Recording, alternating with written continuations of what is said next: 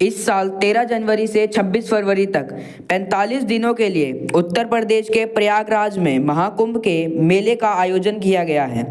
यह दुनिया का सबसे बड़ा धार्मिक आयोजन है जिसका आध्यात्मिक महत्व भी है और वैज्ञानिक महत्व भी है, यानी कि ये कोरा अंधविश्वास नहीं है। कुंभ संस्कृत भाषा का शब्द है जिसका अर्थ है कलश। कुंभ सनातन संस्कृति के आध्यात्मिक समागम का सबसे मूल आधार है, लेकिन इसी के साथ इसका वैज्ञानिक महत्व भी उतना ही अभूतपूर्व है। कुंभ हर 12 वर्ष में एक बार उत्तर प्रदेश के प्रयागराज में होता है, और ऐसा इसलिए क्योंकि जुपिटर यानी बृहस्पति ग्रह को सूर्य का एक चक्कर लगाने में 12 वर्षों का समय लगता है।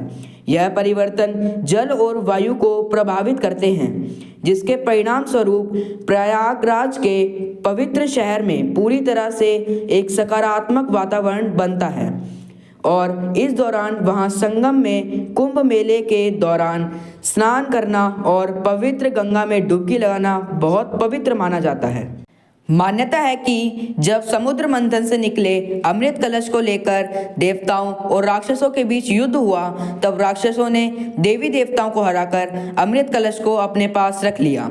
देवताओं को डर था कि अगर राक्षसों ने इस अमृत को पी लिया तो वे अमर हो जाएंगे, इसलिए उन्होंने भगवान विष्णु से मदद मांगी, और भगवान विष्णु ने राक्षसों को विचलित करने के लिए स्त्री का रूप धारण कर लिया।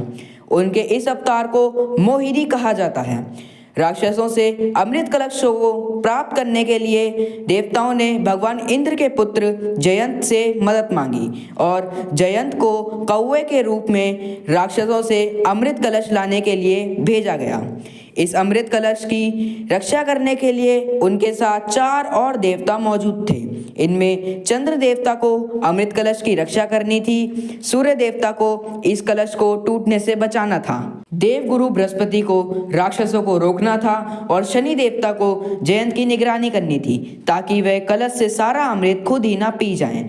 जब अमृत कलश को राक्षसों से बचाकर वापस लाया जा रहा था, तब 4 बूंदें पृथ्वी पर 4 अलग अलग स्थानों पर गिर गईं, और वह 4 स्थान हैं हरिद्वार, प्रयागराज, नासिक और उज्जैन।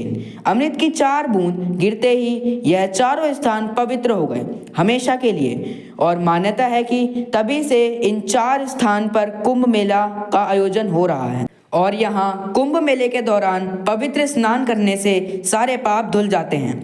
कुंभ भी 4 प्रकार के होते हैं: कुंभ, अर्ध कुंभ, पूर्ण कुंभ और महाकुंभ। इनमें कुंभ का आयोजन हर 4 साल में एक बार होता है, अर्ध कुंभ का आयोजन 6 साल में एक बार होता है, पूर्ण कुंभ का आयोजन 12 साल में एक बार होता है, और महाकुंभ का आयोजन 144 साल में एक बार होता है।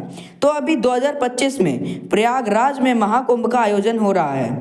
यह 144 सालों में एक बार होता है, और इसके पीछे वैज्ञानिक आधार भी है। पूर्ण कुंभ 12 साल में एक बार होता है, क्योंकि जुपिटर यानी बृहस्पति ग्रह को सूर्य का एक चक्कर लगाने में लगभग 12 वर्ष लगते हैं, लेकिन 12 पूर्ण कुंभ 144 साल में पूरे होते हैं। तो इस योग पर महाकुंभ का आयोजन होता है, और इस बार प्रयागराज में यही महाकुंभ हो रहा है। प्रयागराज को त्रिवेणी भी कहते हैं क्योंकि यहाँ गंगा, यमुना और सरस्वती नदी का संगम है। सरस्वती नदी को लेकर मान्यता है कि यह अब भी धरातल के नीचे बह रही है, और इस त्रिवेणी में महाकुंभ के दौरान डुबकी लगाकर स्नान करना सबसे पवित्र माना जाता है, और कहते हैं कि इससे मोक्ष प्राप्ति होती है और इंसान के सारे पाप धुल जाते हैं। बहुत सारे लोग यह भी पूछते हैं कि महाकुंभ में पहला शाही स्नान नागा साधु द्वारा ही क्यों किया जाता है?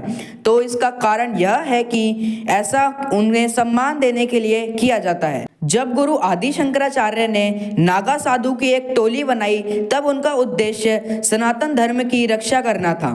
उस समय नागा साधु सनातन संस्कृति के सबसे बड़े रक्षक थे, जिसके कारण उन्हें कुंभ के मेले में सबसे पहले स्नान करने का अधिकार और सम्मान दिया जाता है। आज भी कुंभ हो, अर्ध कुंभ हो, पूर्ण कुंभ हो या फिर महाकुंभ हो, सबसे पहला शाही स्नान नागा साधु ही करते हैं, और नागा साधु को सनातन धर्म का योद्धा सन्यासी भी कहा जाता है। तो कैसी लगी आपको ये जानकारी? कमेंट सेक्शन में कमेंट करके बताएं। मैं ओम शर्मा। ऐसी और जानकारी देखने के लिए देखते रहें AK ट्यूटोरियल।